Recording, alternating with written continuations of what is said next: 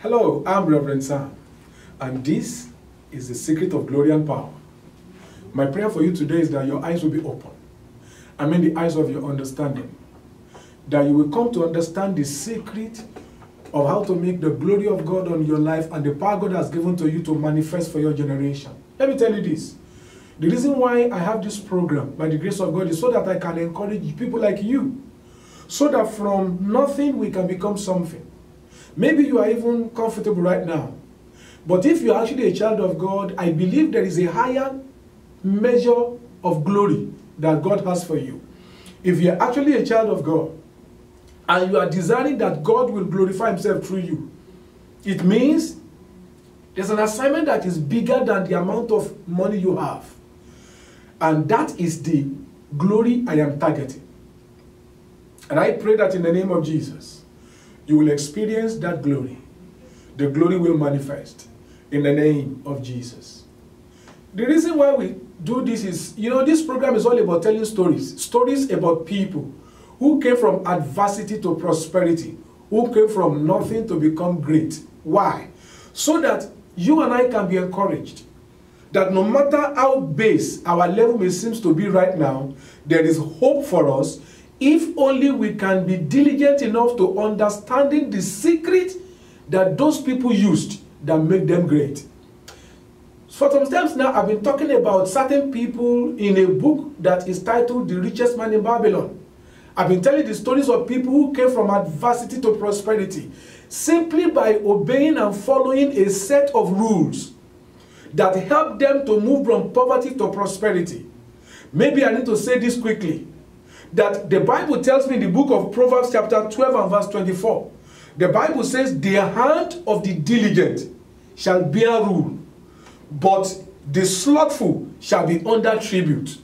What does that mean? That simply means anyone that chooses to be diligent will rule. The hand of the diligent will rule. It doesn't matter where it started from. If you can take diligence at your work, if you can take diligence as a major principle for your life, the Bible says it's only a matter of time you will move to the base of the ladder, to the head of the ladder. Why? Our God is the one that promotes. The Bible says promotion does not come from the east or from the west, but God is the church. He pull up one and pull down the other. And I need to let you know this quickly, that God does not pull up lazy people. God does not pull up people who are not determined to influence and impact their generation. God is not going to waste his resources of opportunity, his resources of time, his resources of anointing, his resources of fame on someone who is only personal minded. God wants to bless people who have a heart to help others. The hand of the diligent will rule, but the slothful will be put under forced slavery. I see many people today, they work for their company for 20 years, 30 years, 40 years, just to collect salary so that when they retire, they'll be given pension. And I ask myself the question, is that the best that they can have in life? Why will you be satisfied working for a company for 20 years? The best of your age, you are using it to serve someone else's vision. No, that's not the sign of a diligent man. You know how a diligent man thinks. A diligent man will begin his or her life by working for people so that he can earn income that can help him or her to establish his own vision. A diligent person will begin working for people. After a while, he will gather enough resources and start his own business part-time, and then working for people part-time. And when his business is big enough to take care of his expenses and the business is stabilized, he resigns from working for others and continues to serve his own vision and his generation. Now, The Richest Man in Babylon is a book that was written over 1926. You can count it. Over 200 years ago. And the secret in that book is so simple. I read the book many years ago, almost 15 years ago. After applying the book for like 3 to 4 years, I was able to start my own microfinance business back in Africa. And the lesson and the impact the book has on me, it has an indelible impact in my mindset when it comes to prosperity, how people can succeed, and how you can keep on influencing other people. My experience is what I write in this book, Ancient Secrets that Guarantee Financial Abundance. When you order for this book, of course, the way to order is quite simple. Just support our ministry with the gift of any amount anywhere in the US, and we'll send this to you by print. We'll send it to you by post. Now, the secret to abundance is very simple. And while I was, some days ago, I was just going through Facebook pages, and I saw the story of a man. Those of us who are from Africa, Nigeria, especially from the south side, you will discover that we have a man, we have a story called Enitio Gbaru Lóyìnbó kò lè ṣe bí Adégbọrọ̀ lẹ́bà ní lọ́jà ọba. It's a proverb in Yoruba land. Until recently, I did not know it's a real life story. So what I want to do today is I have tried to be able to bring out the story from online, and I'm going to read the story for you so that you can know that the secret for having lasting wealth is the same. If you want to understand better, do whatever you can to get this book. Watch other episodes of The Secret of Glory and Power. You will discover I've gone through about 4 or 5 episodes saying the same thing from someone else that practiced their own about almost 1,000 years ago. And look at what this man did. The name of the man is called Adégbọrọ̀. Adégbọrọ̀ is the name of that man, and I'm going to read his story. Adégbọrọ̀ left Ibadan to Lagos in search for greener pasture. He used to be carrying loads on his head at Oyingbo market to earn a living. Adégbọrọ̀ left his hometown, Ibadan, because he wanted to have better life. He came to Lagos. And when he came to Lagos, the only kind of work he could get was to be a burden carrier. You know, you carry, people buy stuff, maybe they buy yam, whatever, they put it in the sack, and then he has to carry it on his shoulder into their car, sometimes to their house, and then he charges them. That's what Adégbọrọ̀ started his life with. Adégbọrọ̀ was a diligent man, he was not lazy. Adégbọrọ̀ was not the type of person that would say, I can't do this kind of work. You know, people that say that, I just smile and laugh. Because the truth is, if your vision is really a burden to you, you will do anything to achieve your vision. Let's go ahead with the story of this man. Few years after, we don't know how many years. And that's why I keep saying lasting wealth takes time. You can't expect that the principles I'm sharing with you will bring forth prosperity within 1 year, within 2 years. It may not be. It may be, depending on your circumstances. If you are the kind of person that the kind of work you are doing right now is paying you well, you know that I have told you that give a tithe of whatever you make to your God. And then save at least 1/10 of what you make. For instance, if you are making $10,000, give $1,000 to God. Pay it in your church. Pay it to your ministry.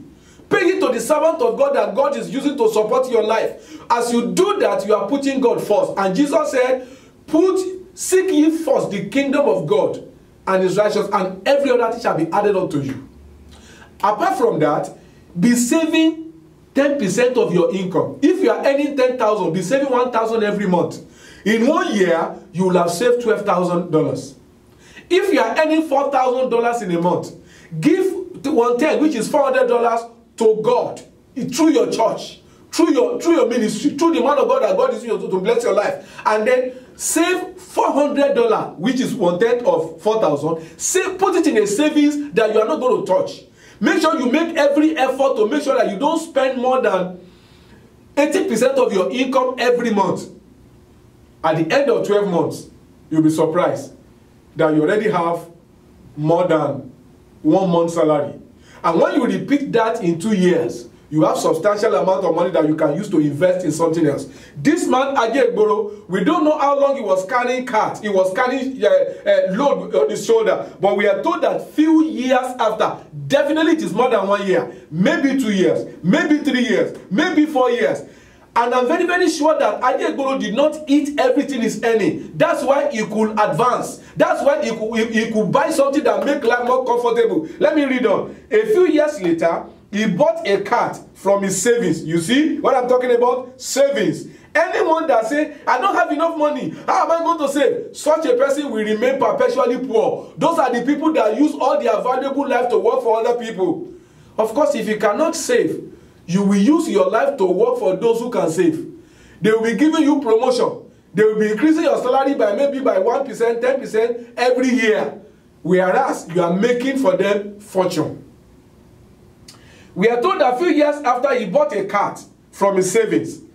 And this is the pain of carrying load on his head for commercial purposes. The guy bought a cart. You know what's called a cart?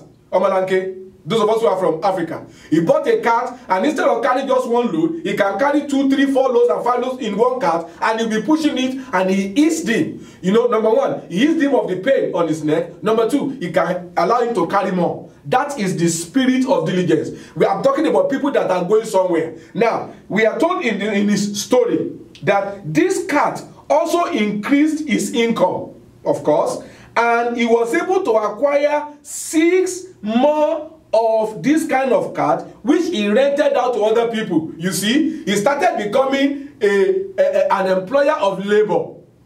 The guy that started with just using his shoulder to carry load bought cart after some years, and after some years also he continued to save money and bought more carts. We are told that he now has 6 more carts, and he rented it out to other people who also use the cart to work in the market, and then they bring him rentals every day. I am showing you one simple thing. If you are really serious about succeeding, you have to sit down and map out a plan of progress. Now, let's go ahead. Exactly 8 years in this cart business, Adegboro bought a van which he called Bole Kaja. 8 years. He kept on saving from the car that he was pushing and the 6 other cars that he bought and other people were pushing, and they were bringing him rentals every day. 8 years after, this guy bought a truck. Listen, the Bible says money that you acquire speedily will soon vanish, but money that increases gradually will keep increasing. 8 years after, don't forget his story. He started from carrying one load on his shoulder. After some years, he keep on saving, and after some years, he was able to buy a car that can make him to now begin to be able to carry more loads and then ease him of the burden on his shoulder. And after some years, we are told that he bought 6 more cars, and then 8 years after, he bought a truck. Adegboro bought a truck called Bole Kaja, and learning how to drive. So he did not know how to drive before, but he had to learn how to drive. He handled the business by himself. 4 years into the Bole Kaja business, Adegboro had been a proud owner of 6 trucks. You see, it took time. He first started with his neck. After some years, he bought the first cart. After some years, he bought 6 other cars that he rented out. 8 years after, he bought his first truck. He called it Bole Kaja. And 4 years after he bought his first truck, he now had 6 other trucks that are now going to the market, carry load, and bring rentals to him.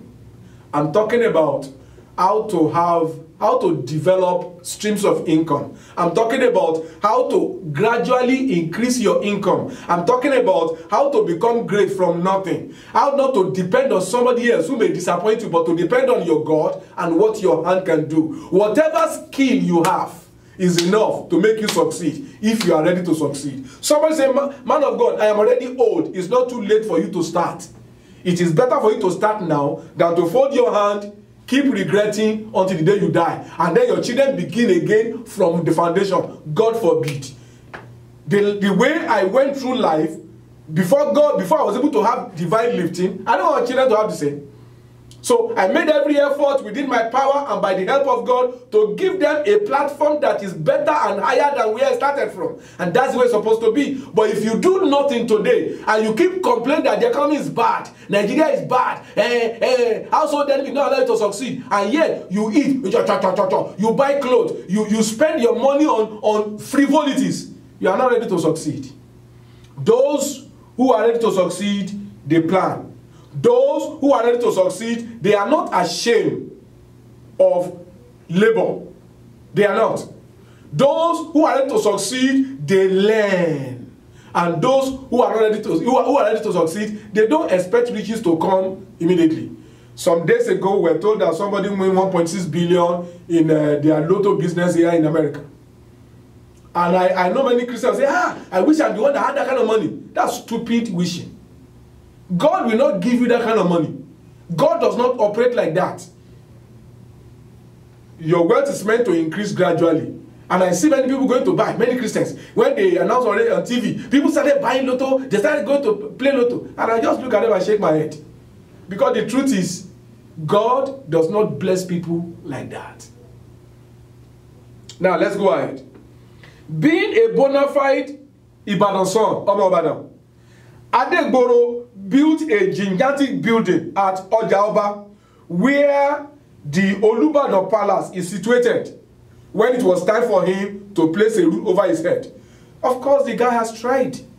The guy started from carrying a truck on his shoulder to buying a truck for buying a car for himself, buying 6-month cars after some years. Then after 4 years, he bought the first truck, and then when he bought the first truck, he began to do it. After 4 years, he had 6 more trucks, and 8 years after that, that's almost 15 years, if not up to 20 years. The guy now built his house, and when he built his house, he built the house on the street where the palace of the king is, in Ojaoba. Many people at this period, when he has built a gigantic house, they see Adegboro as a rich man. And some people went to him and said, teach us the secret of your wealth. We know how you started in this country. We know when you went to Lagos. We know. He says, many people know your story more than yourself. We know. How did you get it? Look at what he asked. Look at what the man said. Many people at this period approached Adegboro to show them the secret behind his success. Many people think that the secret to success is mysterious. But the truth is, the secret to success is not mysterious. But the question is, how many people are ready to go through the hardship? Yes, hardship. The consistency, the sacrifice, and the discipline for success. We have very little people. Now, Adegboro, he simply asked them if they could carry load on their head in the market to earn income. You know, that's where it started from. And look at what they said. And their response had always been, never. He said, okay. Then he now tell them something in Yoruba proverbial language. He said to them, ẹni tí ò lè ṣe bí alábàárù lóyìnbó, Òyìnbó is a market in Lagos. Kò lè ṣe bí Adégbọrọ̀ lọ́jà ọba. That means if you cannot carry cart, if you cannot carry load on your head in the market, then you cannot come to the place of living like a king on the king's road. That's what he said, in simply translating it. Meaning, someone that cannot be hardworking in Oyinbo market cannot be famous like Adegboro in Ojaoba. Now, what are the lessons that we learn from this? Hard work pays. You see, Adegboro taught us that if you are consistent, God first, you are consistent, and you are reasonable, you succeed. Of course, our level of success will differ because our foundations are different. I may have a brother and uncle that has a lot of money. Like Dangote now had an uncle that gave him $50,000 when he finished school and wanted to start business. The uncle said, no, come and work for me. He said, no, I want to start my business. He had a very good foundation. Some people don't have that. So I cannot compare myself with Dangote. That's why all you have to do is to understand your platform, and do not be discouraged by the success of others. The same principle that make one man become a billionaire is the same principle that will make you a millionaire, depending on where you start from. I was watching a documentary about Donald Trump. You know, we are told that at a particular time, Donald Trump was the financial advisor to this boxer. This guy that went to jail. I've forgotten his name now. He was a boxer. Donald Trump was working for him as his accountant, financial advisor. And right now, that guy has gone bankrupt because he will not listen to instruction. And Donald Trump is the president of America. Platform. Opportunity will come your way. What you do with it is your choice. Opportunity will come my way. The price I'm ready to pay is my choice. Let's sit our children down. That's the moral from this lesson. Let's sit our children down and let's teach them that hard work pays. Tell them not to be looking forward into how to make automatic millions from fraudulent means. 419, card fraud, all those kind of things. It does not last. When you make money that you don't make, you know, with your own effort, it does not last. It does not last. It does not last. My dear viewer, maybe you are watching me right now and you don't know the way forward. I've shown you something here. There's always a way out. This guy started as an ordinary load carrier in the market, but less than 20 years, he built a gigantic building on the Palace Road. Why? Because he was disciplined. Are you disciplined? What kind of clothes do you buy now? You see your friend bought $5,000 worth of clothes. You say, no. We are doing the same kind of work. I cannot come and become a slave of my work. I will enjoy my bad wayemi by buying clothes. I was talking to somebody recently. We were talking and the person was saying that he was asking me to go and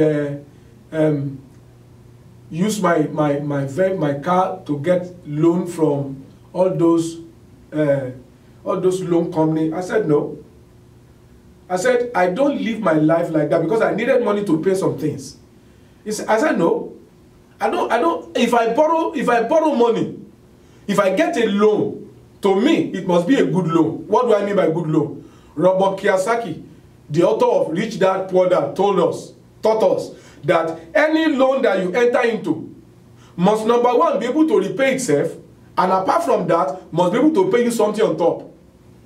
If I want to get a loan from the bank, that loan and whatever I put the money into must be an income yielding venture that has been proved. Not that I'm borrowing money to start a business that I don't know whether it works or not.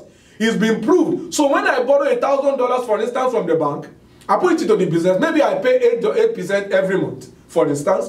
Then that business, the money I put in the business must be able to give me more than 8% every month. Then it becomes a good loan. Why? Because let us say, for instance, it gives me 10% every month.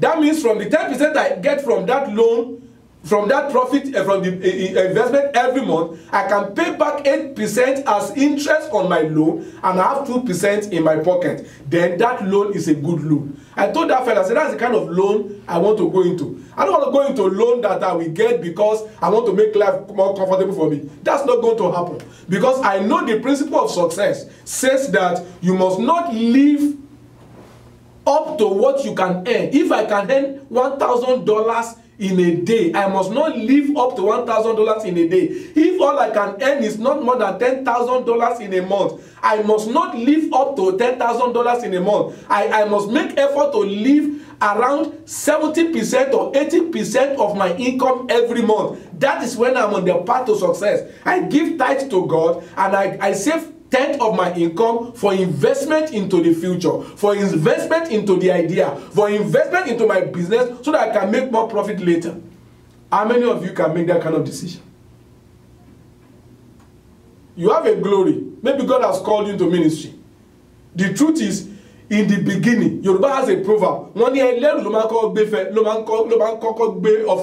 other words, if you have a load on the floor, before anybody wants to come and help you to carry the load, you must first of all make an attempt to try and carry. You have to put your money and everything you have into it. Jesus said the kingdom of God is like a man that found a treasure under the ground.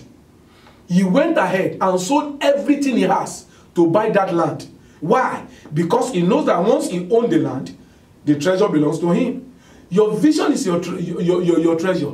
Your ministry is your treasure. If you cannot sell everything you have to make that vision to speak, then you are not yet committed to the vision. I am trying to encourage you to know something, my dear people, that success takes time.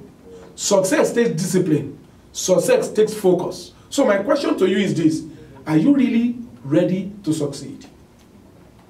This book, in this book I have certain principles that I have written out so that you can read it and you can go through it and you can practice it. When you practice this thing, it's not going to work immediately because it's a principle. You will make mistake. But like for me, I practice it. I think I made mistake and I lost for 2 years. But the next 3 years, I was able to practice it properly. Now I have this wisdom of how to create wealth, how to multiply wealth, and how to increase your wealth continually.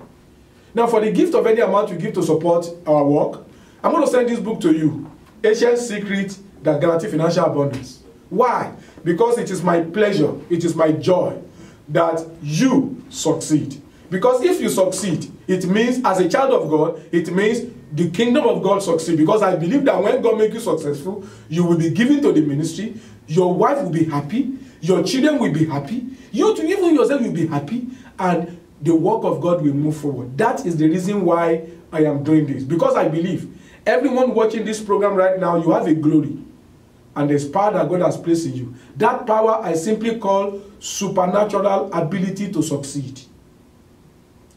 But every vision requires cultivating like you cultivate the ground.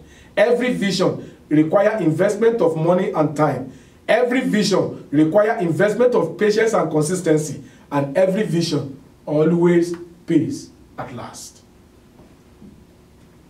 So my prayer for you today is that in the name of Jesus, the grace for consistency will come upon you. That hold of the enemy that make you not to be focused, I command it to be broken in the name of Jesus. I pray for you that from today, heavens will breathe upon you, that your eyes will open to the secret to your success.